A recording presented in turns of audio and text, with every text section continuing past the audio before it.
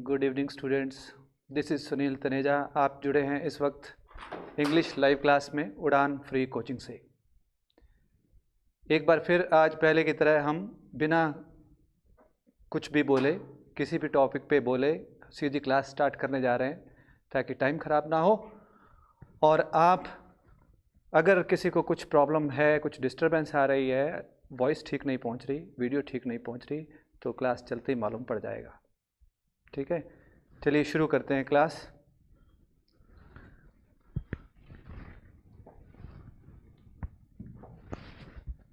शुरू में कुछ इडियम्स आपको मिलेंगे।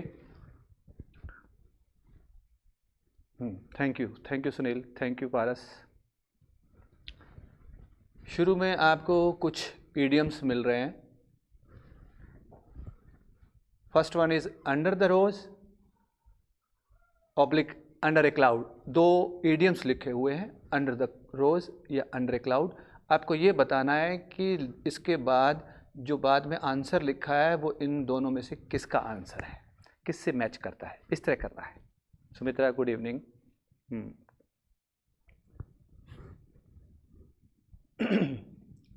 वेरी गुड, पहला आंसर बहुत जल्दी दिया गया।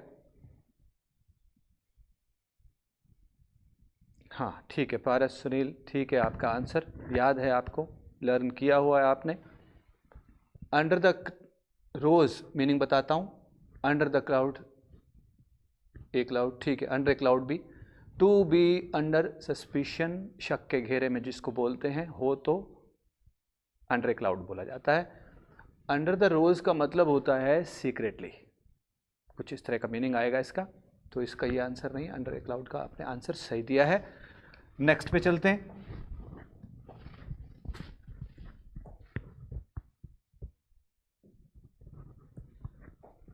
कूल वंस हील्स ऑब्लिक, यानी दूसरा इडियम लिखा गया है call in question. Cool one's heel, call in question में से किसका आंसर होगा, किसका मीनिंग होगा to be kept waiting?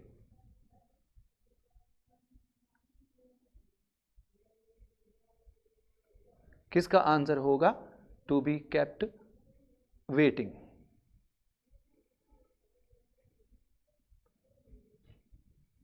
Paras कुछ आंसर देने की कोशिश की है, सिर्फ क्वेश्चन लिखा है। सुनील चौधरी आंसर राइट आ गया है।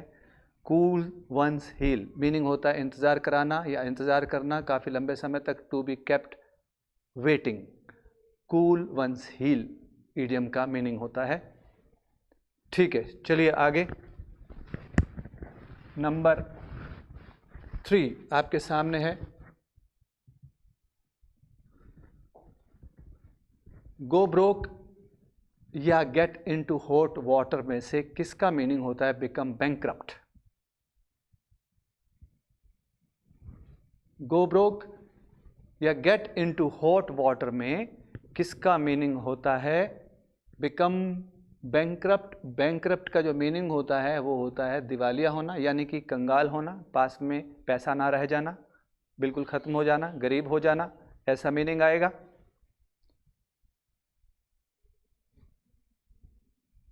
गो ब्रोक करेक्ट आंसर आ चुका है। सुनील चौधरी आंसर दे गए हैं। गो ब्रोक का मीनिंग होता है become bankrupt. Get into hot water का मीनिंग होता है परेशानी में आना, परेशानी में पड़ना। गो ब्रोक का मीनिंग बिकम बैंकरप्ट होता है। करेक्ट, एसपी चालिया ने भी सही आंसर दिया। चलिए तो क्यों इंतज़ार करना है काफ़ी देर तक, आंसर ठीक आ जाते हैं तो। नंबर 4, इन द रेड या इन द लर्च, इनमें से किसका मीनिंग होता है इन डेट? और डेट का मीनिंग आप जानते होंगे, ऋणी होना, कर्जे में डूबना, इन डेट का मतलब होता है। डेट कर्जा होता है, ऋण होता है, ऋण जिसको हिंदी में वर्ड हम ऋण बोलते हैं। तो कर्जे में डूबना किसका मीनिंग हो सकता है, इन द रेड या इन द लर्च? एक आंसर आ भी चुका है, Sunil Chaudhary in the red सही आंसर दे गए, और गैस भी किया जा रहा है। ठीक है, कोई बात नहीं, यहाँ आप गैस कर सकते हैं, लेकिन आंसर सही आने के बाद आपको दोनों इडियम्स का मीनिंग पता होना चाहिए, है ना। इन द रेड का मीनिंग होता है इन डेट, इन द लर्च का मीनिंग अपने किसी फ्रेंड को, मान लीजिए फ्रेंड को, जिसको हम हिंदी में कहते हैं बीच मझधार में छोड़ जाना, इसका मतलब डिफ़िकल्टी में छोड़ देना, परेशानी के टाइम उसको छोड़ देना, इन द लर्च कहलाता है। फिलहाल इसका सही आंसर है in the red, in debt. Okay, चलिए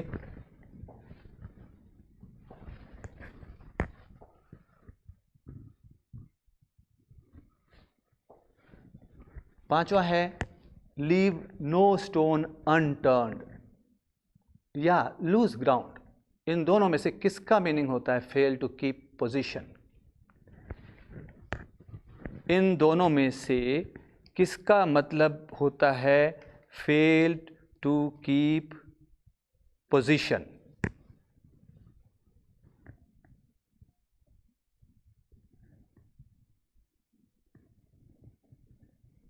आपने कोई आंसर दिया लूज ग्राउंड, करेक्ट आंसर है लूज ग्राउंड। शोभा राजपुरोहित सही आंसर दे गए, बिल्कुल सही आंसर है आपका, लूज ग्राउंड का यही मीनिंग होता है। कोई सेंटेंस में वैसे बोल देता हूँ, the belief in prophecies and horoscope. Horoscope आप जानते हैं, प्रोफेसीज भी जानते हैं, प्रोफेसीज मतलब भविष्यवाणियाँ, और ये हॉरोस्कोप वगैरह, जन्मपत्री वगैरह, कुंडली वगैरह, is losing ground these days. इसका मतलब आज कल इन पे विश्वास खत्म होता जा रहा है, कोई नहीं इनको पूछता। ठीक है, चलिए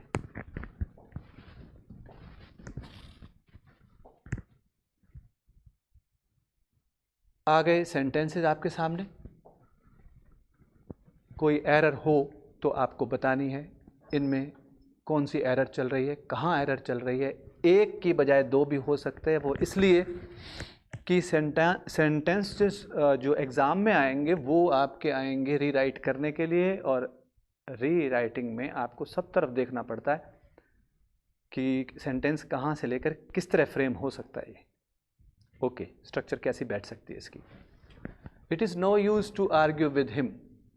अब उसके साथ बहस करने का कोई फ़ायदा नहीं है, because he is adamant. Adamant का मीनिंग होता है अड़ जाना किसी बात पे, ज़िद्दी हो जाना, अड़ियल हो जाना, अड़ जाना। टू लीव हिज फैमिली, अपना परिवार छोड़ने के लिए जिद कर रहा है वो, अड़ गया वो, अब इससे बात करने का कोई फ़ायदा नहीं है। ये सेंटेंस का मीनिंग है। क्या आपको लगता है ये सही है या गलत है? और गलत है तो एरर कहाँ है? वेरी गुड, क्या बात है सुनील चौधरी।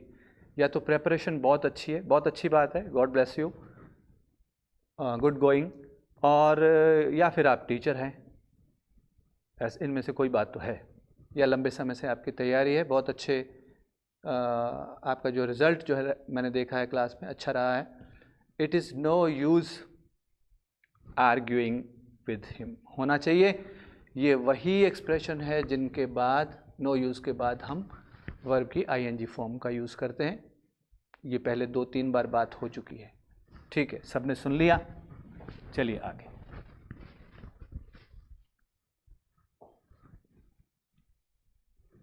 सेंटेंस आपके सामने है, क्या कहता है sentence? She is looking forward to go to Switzerland.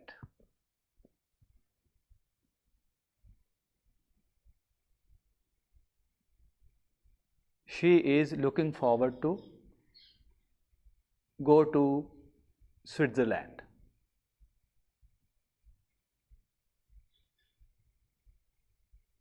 You are working in IMD. Okay, somewhere you are working. Very good. Good going.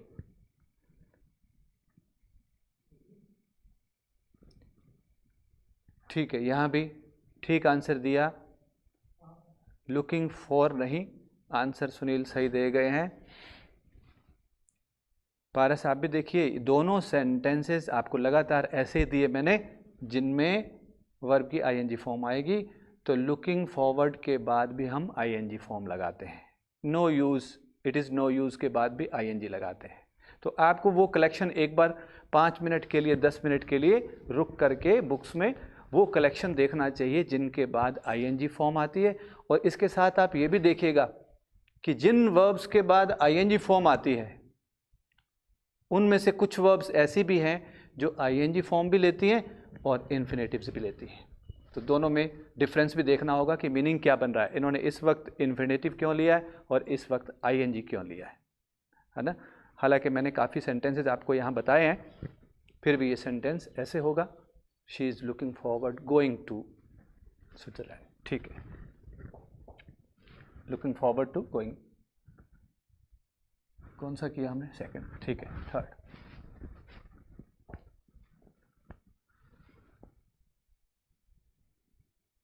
I have headache,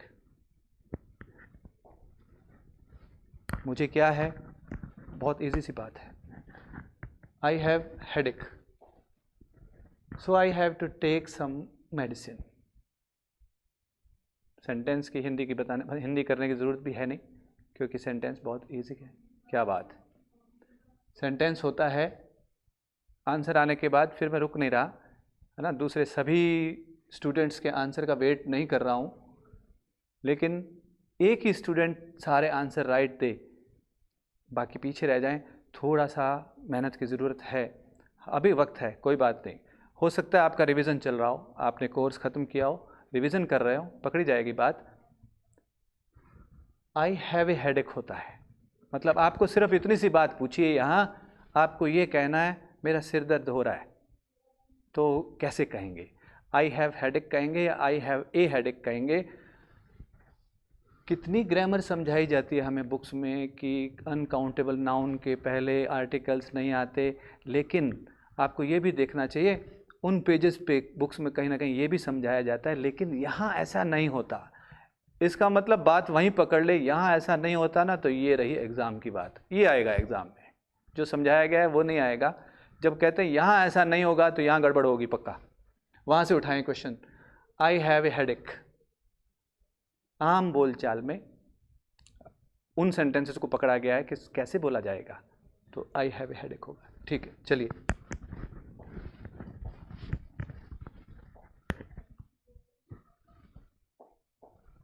What kind of music do you like the best? छोटा सा sentence,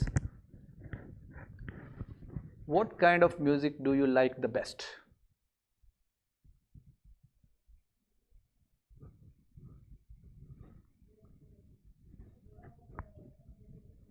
sentence बड़ा नहीं है और sentence का meaning भी समझना मुश्किल नहीं है, बहुत आसान है।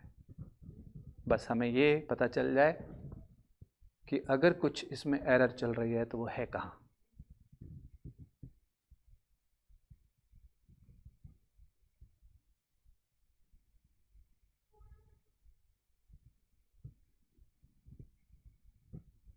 ठीक है, इसमें चलो एक चांस और देता हूँ, सुनील चौधरी ने आंसर तो दे दिया है, एक चांस और देता हूँ मैं कि अगर मैं कहूँ कि बेस्ट और मोस्ट दोनों वर्ड्स यहाँ ठीक हैं, दोनों आ सकते हैं, तो फिर आपका किस तरफ ध्यान जाएगा? एसपी चालियन लिखा है, करेक्ट है।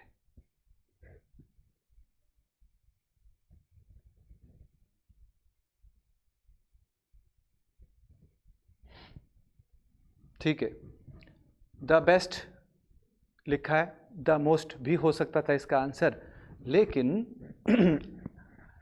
एक बार आपकी बात मान ली जाए, क्योंकि मुझे मालूम है यहाँ बेस्ट मोस्ट दोनों आ सकते हैं। एक बार ऐसा भी मान लेते हैं यहाँ मोस्ट आता, तो मोस्ट लिखा होता तो क्या हम द मोस्ट करते?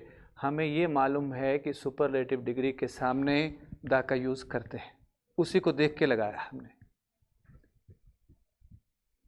नहीं Sunil Chaudhary, what kind of नहीं, व्हाट काइंड ऑफ, किस तरह का म्यूजिक, किस तरह के, किस प्रकार का म्यूजिक, सिंगुलर ही बोला जा रहा है। What kind of music do you like.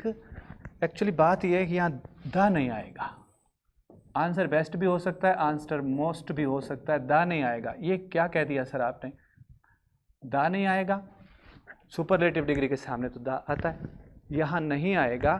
थोड़ा सा बात को समझिएगा, हालांकि जिस टॉपिक से रिलेटेड ये बात है, हटाया तो हमने आर्टिकल है, तो टॉपिक तो आर्टिकल का ही बनता है, तो आर्टिकल एंड डिटर्मिनर से आपका टॉपिक है, लेकिन जो समझा रहा हूँ जिससे लिंक करके, वो टॉपिक आपके यहाँ सिलेबस में नहीं है, इसलिए समझाया नहीं गया। जब हो सकता है आप समझ जाएं, जब बेस्ट एक सुपरलेटिव डिग्री की तरह यूज़ हो रहा हो, तब तो इसके साथ हम दा का यूज़ लगाते हैं, करते हैं। लेकिन जब बेस्ट या मोस्ट एडवर्ब्स बनी हुई हों, तब हम दा का यूज़ नहीं करते। अब इसमें कुछ स्टूडेंट्स ये नहीं जानते कि कैसे पता चलता है कि एडवर्ब्स, ये एडवर्ब बनी हुई है यहाँ, ये एडवर्ब का काम रहे। कुछ जानते होंगे, लेकिन सभी नहीं जानते कि ये एडवर्ब का काम कर रही है, तो उसको भी मैं समझा देता हूँ। हालांकि एडवर्ब का टॉपिक ना तो आपके सिलेबस में है, ना उसमें आना है, तो एडवर्ब की यहाँ बात भी नहीं हो रही है। हमें आर्टिकल हटाना था, उसके पीछे आपको एडवर्ब का नॉलेज है या नहीं है, ये आप ही जाने। मतलब एक तरह एग्ज़ाम की तरफ से आप पे छोड़िए बात, एडवर्ब जानते हो या नहीं जानते हमें कुछ नहीं लेना। हटाना तो आर्टिकल पढ़ रहा है ना, तो आर्टिकल का टॉपिक तो है ना, तो आपको पता होना चाहिए, वहाँ पढ़ा होना चाहिए आपका, ठीक है। यहाँ बेस्ट या मोस्ट आर्टिकल एडवर्ब की तरह काम कर रहे हैं, क्योंकि ये लिंक एक वर्ब से रखते हैं। एडवर्ब किसको कहते हैं, सुन लीजिए। नाउन, प्रोनाउन, जो पार्ट्स ऑफ स्पीच होते हैं, noun, pronoun, verb, adjective, adverb, conjunction, preposition और इंटरजेक्शन, ये 8 पार्ट्स होते हैं ना, पार्ट्स ऑफ स्पीच कहलाते हैं। नाउन, प्रोनाउन और इंटरजेक्शन को छोड़ करके एडवर्ब किसी को भी मॉडिफाई कर सकती है। लेकिन आप इतना मोटा मोटा इसका रूप पहचाने कि एडवर्ब का पहला काम जो है ना, इस लाइन को समझने के लिए एडवर्ब का पहला काम होता है, हमें कैसे पहचान होती है, इसका वर्ब से लिंक होता है। एडवर्ब का लिंक वर्ब से। दूसरा, ज़्यादा से ज़्यादा सेंटेंसेस आपके सामने रखे जाते हैं जब इसका लिंक एडजेक्टिव से होता है। और तीसरा, एडवर्ब पास की दूसरी एडवर्ब को मॉडिफाई कर रही होती है। ये 3 यूजेस ज़्यादा होते हैं। अदरवाइज एडवर्ब को हम इतना ही नहीं कह सकते। मैं यहाँ लिख भी देता हूँ क्या बता रहा हूँ। एडवर्ब क्या होती है, जैसे आप एडजेक्टिव जानते हैं, आपसे पूछें एडजेक्टिव क्या होते हैं, तो आप परिभाषा से निकाल सकते हैं। एडजेक्टिव सर विशेषण किसको कहते हैं, संज्ञा या सर्वनाम की विशेषता बताने वाले को विशेषण कहेंगे। समझिएगा, गौर से समझना बात को। विशेषण पूछा तो आपने बता दिया, सर संज्ञा सर्वनाम की विशेषता बताता है, उसको विशेषण कहते हैं। अच्छा, संज्ञा क्या होती है, संज्ञा भी कहीं ना कहीं बता देते हो। या तो कोई कहता है sir noun is a naming word, इतना ही काफ़ी है, noun is a naming word, इतना ही काफ़ी है। या कुछ बचपन वाली रटी हुई बताते हैं, किसी व्यक्ति, स्थान, वस्तु के नाम को संज्ञा कहते हैं। ये पढ़ा रटा हुआ है ना हमारा, ठीक है, ओके। तो हमने पूछा एडवर्ब किसको कहते हैं, तो यहाँ कुछ को मालूम था, कुछ को नहीं। तो आप ही में से किसी ने जवाब दिया, करेक्ट जवाब, मैं नहीं बता रहा, यूँ मानो स्टूडेंट ने बता दिया। एडवर्ब सर जैसे एडजेक्टिव तो नाउन प्रोनाउन को मॉडिफाई क्वालिफाई करते हैं ना, ऐसे ही एडवर्ब जो होती है वो एक वर्ब को या किसी एडजेक्टिव को या किसी अनदर एडवर्ब को मॉडिफाई करते हैं ना, वो एडवर्ब कहलाते हैं। और वैसे इतना ही काफ़ी नहीं है, पहले मैं बोल गया, नाउन प्रोनाउन और इंटरजेक्शन को छोड़ करके बाकी सब को मॉडिफाई करते हैं, उनको वर्ड एडवर्ब कहते हैं। लेकिन मोटे तौर पर एक बार इस सेंटेंस को समझने के लिए इतना ही काफ़ी है। तो ये कहाँ कर रहा है सर, ये तो सुपरलेटिव डिग्री है, ये मोस्ट और बेस्ट कहाँ कर रहे हैं, ये एडवर्ब कैसे हो गए, तो इनका लिंक यहाँ किससे है, किसी वर्ब से। What kind of music do you like the most या लाइक द बेस्ट, है ना। तो द ना बोले यहाँ, इसलिए जब एडवर्ब के रूप में ये वर्ड्स सामने आते हैं तो द का यूज़ नहीं किया जाता। अगर आपको याद हो, आपके बचपन में एक ऐसे एक निबंध होता था, the teacher I like most, याद हो आपको? The teacher I like the most नहीं लिखा होता, अभी भी खोल के पढ़ेंगे ना बुक आपको मिल जाएगा। The teacher I like most, the most नहीं था। तो ये क्यों सर द मोस्ट आता है, ये मोस्ट अकेला क्यों लिखा है? वजह आपको बता दी, एक बार देखिएगा बुक्स में, इनका यूज़ देखिएगा। समझ आई? थम्स अप कीजिए। नेक्स्ट देखिए, छोटा सेंटेंस है, sharp your pencil and tight your shoe laces. Good, बस मकसद हमारा पूरा हुआ, आपको समझ आ जाए तो इस तरह के क्वेश्चन आते रहेंगे। जितने भी दिन है हमारे पास क्लास चलेगी, इस तरह के क्वेश्चन और आते रहेंगे। तो ये आपको पढ़ने को कहीं ना कहीं मिल जाएगा कि क्या वजह रहती है, और भी वजह होती हैं। ये तो एक सेंटेंस से रिलेटेड बात ही कही थी मैंने, इसकी वजह और भी रहती है। Sharp your pencil and tight your shoe laces, छोटा सा सेंटेंस है।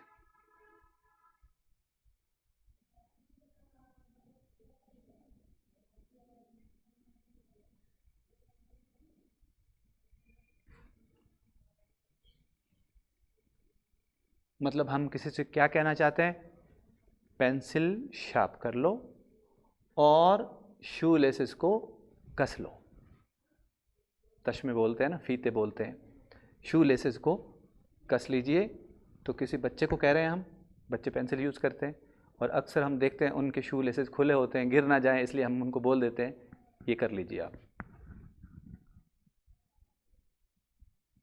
आसान बहुत है, पहचानना मुश्किल है। सेंटेंस आसान है, मुश्किल नहीं है। नहीं तो एग्ज़ाम में बड़े बड़े सेंटेंसेस भी आते हैं, 2.5 3 लाइन्स होती हैं। ये तो सिंगल लाइन में लिखा गया और वर्ड्स भी बहुत इजी हैं। Sharp your pencil and tight your shoe laces.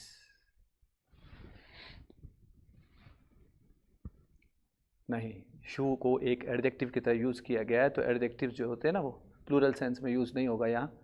Shoe laces सही है अपनी जगह। एस पी चालिया ने आंसर दिया है कि शूज़ हो जाएगा ना, शूज़ लेसेस नहीं, शू लेसेस, ये सही था। ठीक है, पहचानना आपके लिए मुश्किल है, मैं यहाँ ज़्यादा देर नहीं लगा रहा। क्या करना है आपको? 5 सेकंड्स और दूँ? शायद आपने टाइप कर दिया हो और मेरे तक पहुँचने वाला हो। ओके, हाँ, एक जगह सही पहचाना।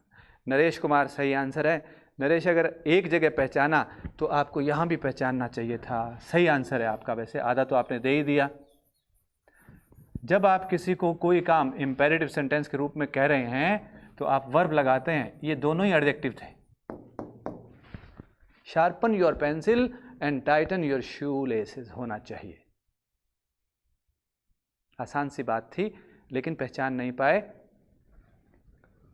वर्ब शार्पन होती है, शार्प अपने आप में एडजेक्टिव होता है। जब भी आप किसी को कोई बात कहते हो, ऑर्डर देते हो, रिक्वेस्ट करते हो, जिनको हम इंपेरेटिव सेंटेंसेस कहते हैं, सीधी सी बात है। कोई इजी वाला sentence, sit down, verb use करते हो first. Open the window, close the door, come here, go there, तो फर्स्ट फॉर्म यूज होती है। इंपेरेटिव सेंटेंस स्टार्ट ही कहाँ से होते हैं? अक्सर हम देखते हैं फर्स्ट फॉर्म ऑफ वर्ब से स्टार्ट होते हैं। तो आपने किसी को कहा ऐसा कर लीजिए, तो आपका फर्स्ट जो वर्ड था वर्ब के रूप में होना चाहिए। इसलिए शार्पन होती है वर्ब। शार्प पढ़ने में ठीक लग रहा है, क्योंकि अक्सर स्कूल्स में नए जो टीचर्स होते हैं वो भी ज़्यादा इसी तरह बोलते हैं, शार्प योर पेंसिल, क्योंकि इतनी बारीकी उस टाइम पता नहीं होती। धीरे धीरे एक्सपीरियंस होता है तो पता चलता है कि यहाँ ये वर्ड्स गलत बोल रहे हैं। ठीक है, ऐसे आएगा।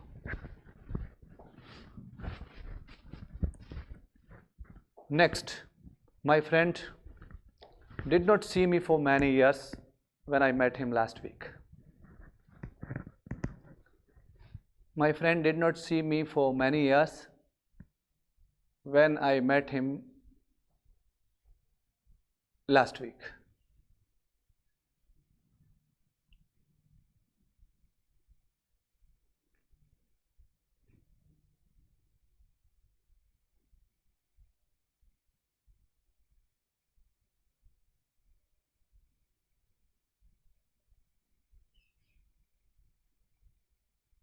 अभी तक आंसर आया नहीं है कोई।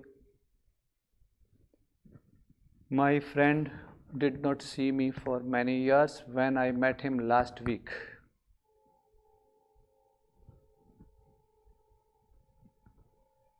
ठीक है, नज़दीक पहुंच गए सुनील चौधरी। हाँ, सही आंसर दिया S P Chalia. Had not, लेकिन शॉन कर दिया, सीन आएगा ना। Had not seen, my friend had not seen me for many years.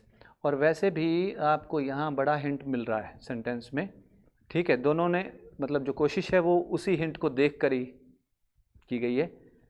और ए गॉड शायद लिखना चाहते हैं, डिड नॉट सी मी गलत है, लेकिन उसकी जगह लिखा नहीं कि क्या सही है। ठीक है, ठीक है। हैड नॉट सीन क्यों आ रहा है? फॉर मैनी ईयर्स लिखा है, तो फॉर या सिंस के केस में हम दो ही टेंस चुनते हैं, या तो परफेक्ट कॉन्टिन्यूस पहले नंबर पे, और या फिर परफेक्ट टेंस। अब ये परफेक्ट टेंस प्रेजेंट परफेक्ट भी हो सकता है, पास्ट परफेक्ट भी हो सकता है, ज़रूरी नहीं है प्रेजेंट परफेक्ट हो, पास्ट भी हो सकता है। लेकिन बात कब की हो रही है?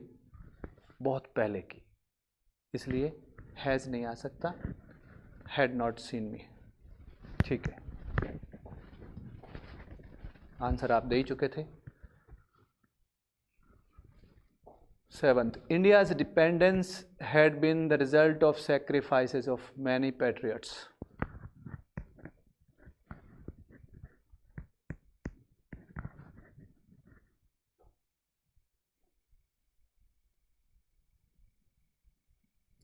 India's independence had been the result of sacrifices of many patriots.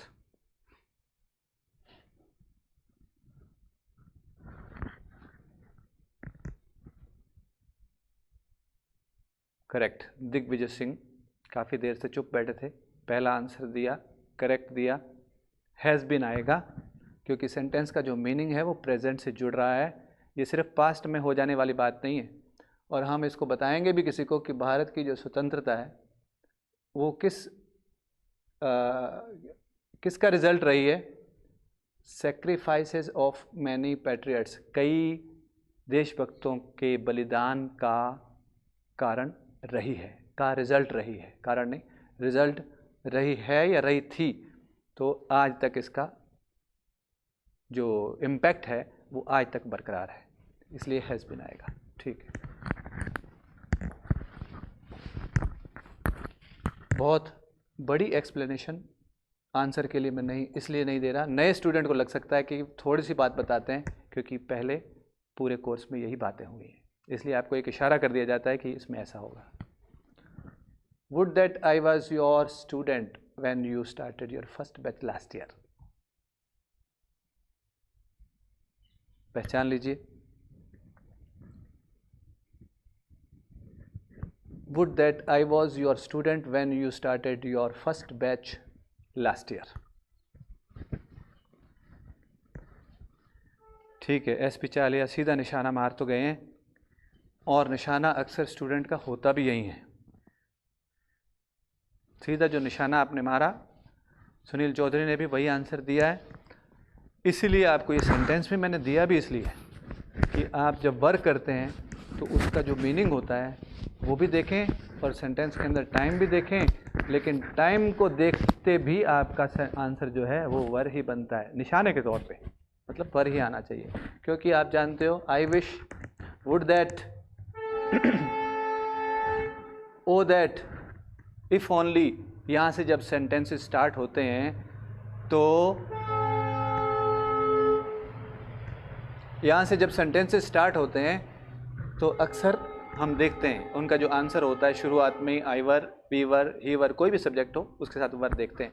क्या बात है, ए गॉड सही आंसर दे गए।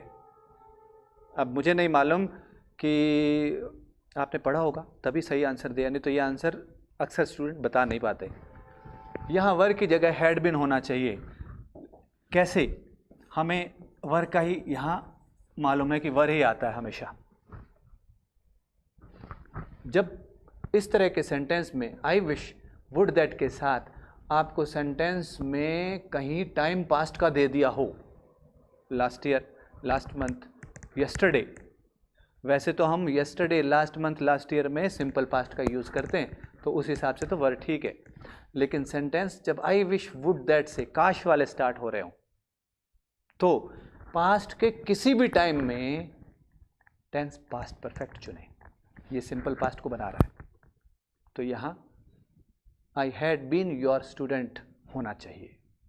ठीक है, इसका मतलब अब आगे अगर बचे हुए सेंटेंसेस में ऐसा कोई सेंटेंस आ जाए, आप उसका आंसर दे दोगे। ठीक है, इस चीज़ को आपको पढ़ना है, 5, 7, 10 एग्जाम्पल्स देखने होते हैं कि टीचर ने ठीक बताया ना, ऐसा देखते हैं कहाँ लिखा है।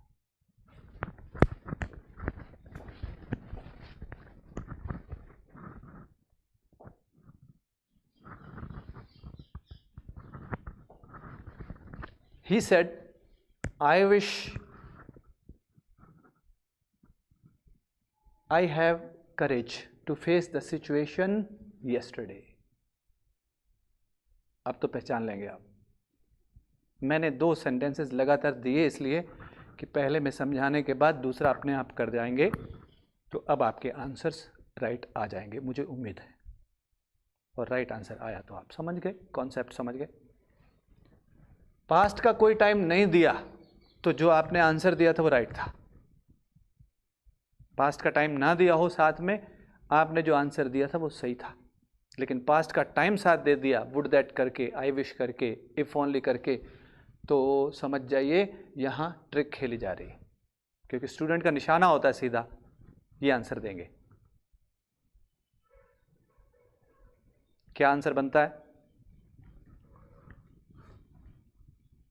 देखने में ये सेंटेंस ऐसा लगता है कि नरेशन पूछी जा रही है, देखने में ऐसे लगता है, लेकिन आपको सेंटेंस को रीराइट करने के लिए कहा गया, नरेशन बनाने के लिए नहीं कहा गया। ऐसा नहीं कहा कि आप स्टार्ट कर दीजिए ही विश्ड दैट ना।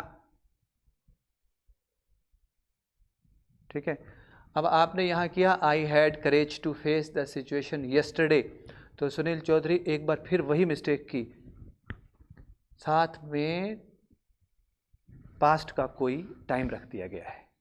अब हम क्या करें? करना आपको वही है, past perfect, had plus V3। तो ये कैसे बैठेगा? क्योंकि यहाँ पोजीशन की जब बात हो रही है तो फिर ये बैठेगा ठीक कैसे बैठेगा? शायद इसलिए चुप हैं आप। तो हैड 2 बार आएगा, 2 बार आने के बाद उसका मीनिंग देखिएगा क्या बैठता है। एक हेल्पिंग वर्ब, एक पोजीशन के लिए, हैव के पास्ट में आने के लिए। ठीक है, आई विश होना तो आंसर आई हैड ही चाहिए था, लेकिन साथ में कोई टाइम पास्ट का दिया गया टाइम है, last year, yesterday, last month, किसी पुरानी डेट को दे दिया जिससे सन से लिखने से समझ जाए, 1948 करके दे दिया, पास्ट का कोई टाइम दे दिया। इसका मतलब आई विश के सेंटेंस में यहाँ पास्ट परफेक्ट टेंस लिखा जाएगा, हैड करेज। ठीक है,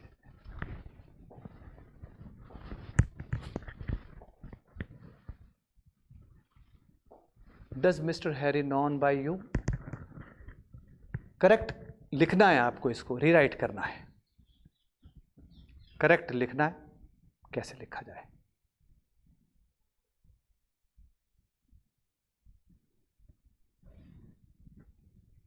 does mister Harry known by you? Question किया गया है किसी से, इसकी फ्रेमिंग सही करनी है, रीराइट करना है। कैसे होगा? छोटा सा सेंटेंस है, बड़ा है नहीं।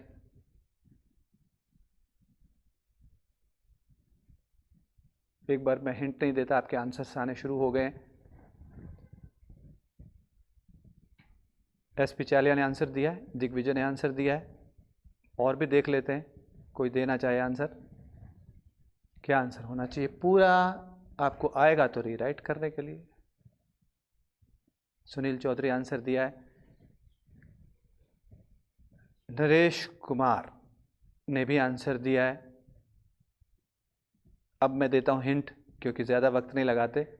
सुनील चौधरी जो आपने आंसर दिया है, हाँ, शोभा राज पुरोहित, ये आंसर राइट आया। नरेश ने जो आंसर दिया उसमें एक जगह सही किया, एक जगह मिस्टेक छोड़ी। सुनील ने भी ऐसा ही किया, एक जगह ठीक किया, एक जगह मिस्टेक छोड़ दी, है ना। दिग्विजय ने भी एक जगह ही ठीक किया, एसपी चालिया एक ही जगह ठीक किया। आपको मालूम है पैसिव बनाते समय ये पैसिव ही चल रहा है, लास्ट में लिखा बाय यू, तो है तो कुछ पैसिव का काम, और पैसिव बनाते समय डू डज नहीं, इज एम आर चलते हैं प्रेजेंट में। आपको मालूम भी है ये बात। इसलिए इज, किसने आंसर सही दिया था? ये Naresh Kumar. Is mister Harry known, हाँ सॉरी शोभा राजपुरोहित का सही आंसर है is mister Harry known to you. तो फ्रेमिंग में शुरू में इज आना था और नॉन के साथ टू आना था। रीराइट करने के लिए मिलेगा आपको, तो सेंटेंस को वो कितना भी गलत कर सकते हैं क्योंकि आगे पीछे वर्ड्स कर देंगे। ऐसा पहले आया भी हुआ है आरएस में, डिड करके कुछ मुझे ध्यान है, पैसिव का ही कुछ था, इस तरह का क्वेश्चन दिया भी गया है। चलिए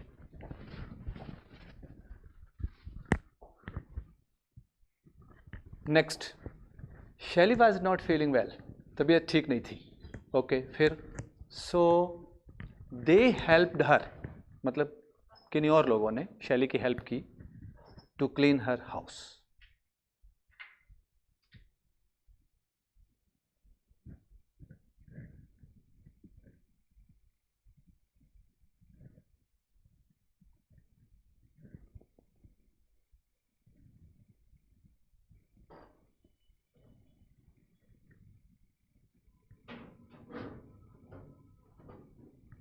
Shelley was not feeling well, so they helped her to clean her house.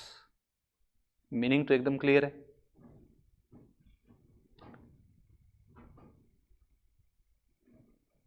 ऐसा कर दें। सुनील चौधरी ने एक आंसर आ चुका है, सुनील चौधरी ने कहा है नरेश कुमार वर हेल्प्ड कर दिया,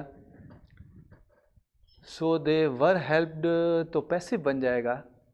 नरेश कुमार जी वर हेल्प्ड किया तो ये तो पैसिव बन जाएगा, जबकि दे ने तो उसकी हेल्प की है, लड़की की, शैली की, साफ लिखा है, और दे वर हेल्प्ड कर दिया, सो दे वर हेल्प्ड हर, तो ये तो किसी भी तरफ नहीं जाएगा, ना पैसिव बन पाएगा ना एक्टिव, तो गलत है आपका ये आंसर। क्लीनिंग गलत है, सुनील चौधरी ने आंसर दिया गलत दिया है, तो उम्मीद कर रहा हूँ पहले शोभा राजपुरोहित का आंसर राइट था, शायद राइट आंसर मिल जाए। ठीक है, आप सेंड कीजिए, तब तक मैं आंसर दे देता हूँ, हो सकता है मैच कर जाए। रिमूव टू, करेक्ट, इतनी ही बात है। हेल्प और लेट को जब यूज करते हैं, एक तरफ हमारा ध्यान पॉजिटिव की तरफ तो है कि मेक गेट और हैव, तीन पॉजिटिव होती है। एक्चुअली लेट और हेल्प का यूज भी पॉजिटिव की तरह होता है। ये अपने साथ जब वर्ब लेते हैं तो फिर टू के बिना लेते हैं, यानी बेयर इन्फिनेटिव लेते हैं।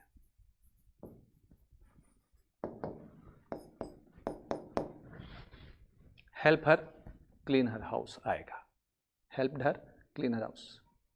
ठीक है,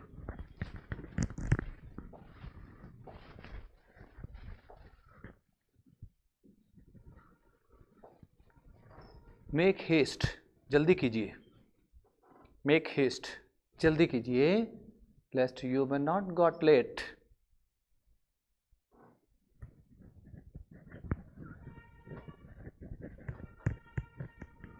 जल्दी कीजिए, लेस्ट लिखा है you may not got late.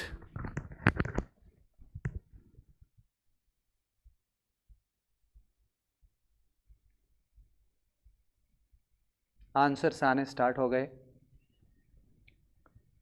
Should लिखा है, ठीक है कह सकते हैं, लेकिन सेंटेंस को रीराइट नहीं किया आपने, इसका मतलब सिंगल वर्ड की तरफ आपका ध्यान है। ये मैंने ही फ्रेम किए हैं, इसीलिए किए हैं कि आपका जब निशाना होता है, रटा हुआ निशाना, उससे हट के भी बात कुछ और होती है, तो हमें रीराइट करने के लिए आएगा, इसलिए संभल जाएं थोड़ा सा। हम सिर्फ शुड करने से, मे को शुड में बदल देने से, हमें मालूम है लेस्ट के साथ शुड आता है, बाकी अभी सारा ही गलत पड़ा है। एसपी चाली ने कहा नोट को रिमूव करें, ये भी ठीक है। गेट लेट, शोभा, ये भी ठीक है। तो सबका आंसर मिला करके एक आंसर बनता है। आपने सही अलग अलग निशाने जो किए ना, सही आंसर ऐसे बनता है। लेस्ट के बाद शुड आएगा, ठीक है। क्या शुड के बाद वर्ब की सेकंड फॉर्म आएगी? नहीं, फर्स्ट आएगी। लेस्ट अपने आप में नेगेटिव है तो क्या नॉट आएगा? नहीं आएगा। तो कैसे होगा सेंटेंस? वापस लिखने के लिए कह दिया जाए आपको तो सेंटेंस कैसे होगा? Make haste lest you should get late. बिल्कुल सही सुनील चौधरी, अब आंसर पूरा सही दिया गया। ऐसे होगा ये, ठीक है। आपका कलेक्टिव एफर्ट यहां काम कर गया, सब ने मिलकर एक आंसर बनाया। I had let gone by her, कितना प्यारा सेंटेंस है, छोटा सा है, ठीक करना है आपको।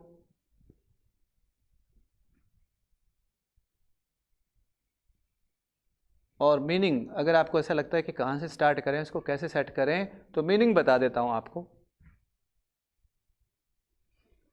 उसके द्वारा मुझे जाने दिया गया, इसका मतलब कोई गेट पे या ऑफिस में सबको रोक रहे थे, आपको नहीं जाना है, आपको भी नहीं जाना है, बैठिए आप, अभी काम है, उसने मुझे जाने दिया।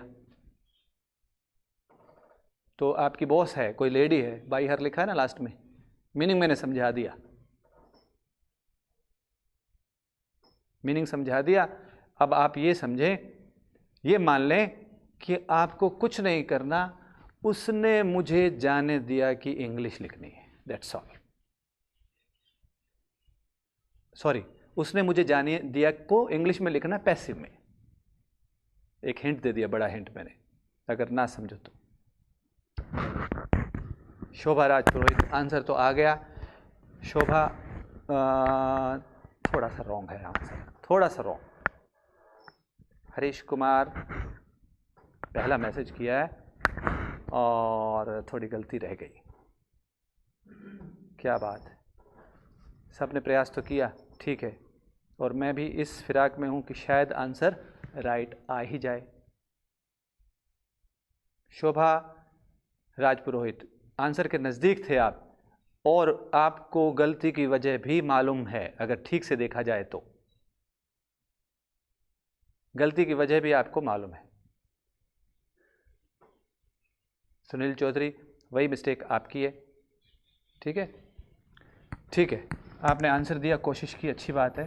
यहाँ ठीक है, वॉज आएगा। आई वॉज लेट गो, क्योंकि लेट के बाद वर्ब थर्ड फॉर्म में नहीं रहती, फर्स्ट में रहती है। आई वॉज लेट खुद यहाँ थर्ड फॉर्म है, इसलिए पैसिव बन गया था वही। राकेश कुमार जाट, पहला आंसर दिया, सही दिया। I was let go bye हर होगा। छोटा सा सेंटेंस है, ब्रेनस्टॉर्मिंग है, पूरा दिमाग खाता है। तो ध्यान रखिए, पैसिव भी बनाना है हमें।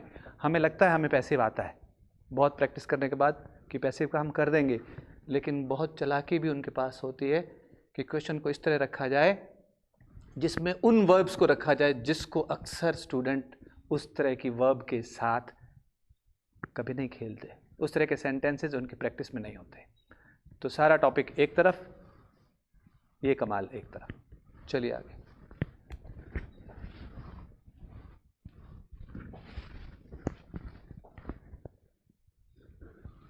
जी, अनवर विल मैरी विद सीमा,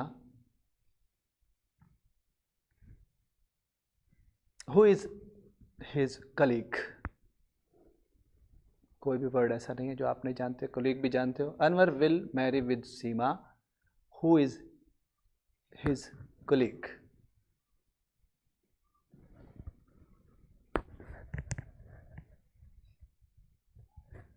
और इसका आंसर बताया हुआ है क्लास में, एक या दो बार मुझे याद है रुक कर बताया गया था,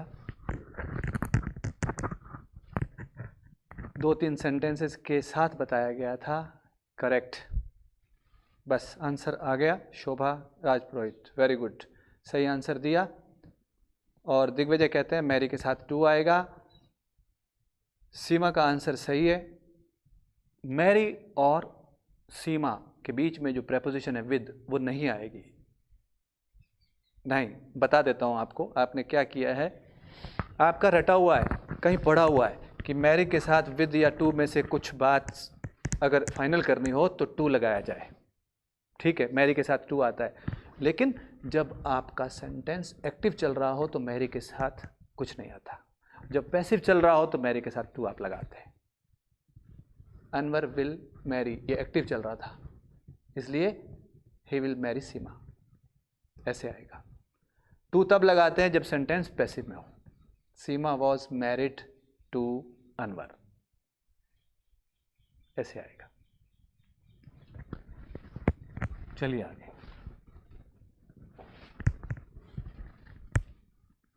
कोई बात नहीं, अभी नहीं सही, आप इन सेंटेंसेस की प्रैक्टिस कर सकते हैं। आपको पता तो चल गया कि इस तरह के सेंटेंसेस देखने हैं हमें।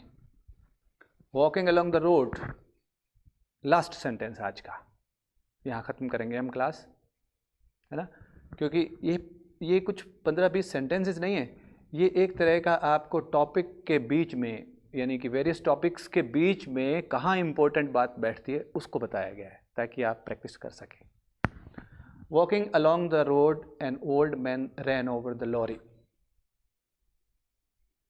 आपको मीनिंगफुल बनाना है, रीराइट करना है, मतलब जैसा आपको लगे कि ये सेंटेंस ऐसे होना चाहिए, मतलब नहीं बैठ रहा इसका कुछ, तो वो कैसे होगा।